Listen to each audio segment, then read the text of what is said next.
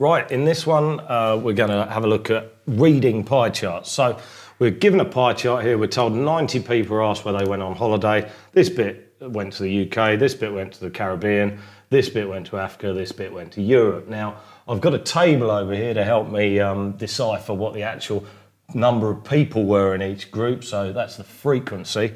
And we're already told, and I'm going to start filling in my table first of all, that there are 90 people. So I know that this column has got to add up to 90. I also know that this column has got to add up to 360.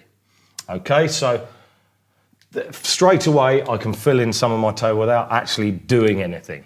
Now, if I get my protractor out, I can measure this. This angle, when I measured it accurately with my protractor, is 136 degrees. So I'm going to write 136 there. This one here, I measured it and it was 80 degrees. So 80 degrees is going to go in there. This one here, I measured, it was 60 degrees. 60 degrees. All right, and now I don't actually really have to measure that because I know that these add up to 360, but just to be on the safe side, I'm going to do it, and I got 84 degrees. Let's have a little check that they add up to 360. Phew, they do. Now, here's the tricky bit, or not so tricky bit. How many times does 90 go into 360? Now, the safe way of doing this is to get your calculator and just do 360 divided by 90. And what I'm going to find that is actually divide by 4. So 360 divided by 4 means that I get 90. Now, this one's the hardest one if I'm doing them in my head, so I'm going to leave that one till last because I can use the same principle as I did with the 84 degrees. 84 divided by 4, 21. So 21 people went to Europe. 60 divided by 4, 15. So 15 people went to Africa. 80 divided by 4, really easy, is 20.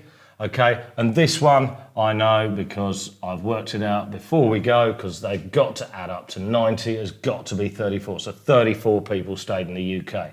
All right, so all you've got to do, measure these accurately using your protractor, chuck them in your table, use the information here. You know that the total of the angle's got to be 360. You know how many people are asked in total. Work out how many times this goes into this, divide, and there you go, there's your number of people. Often be called frequency in your test.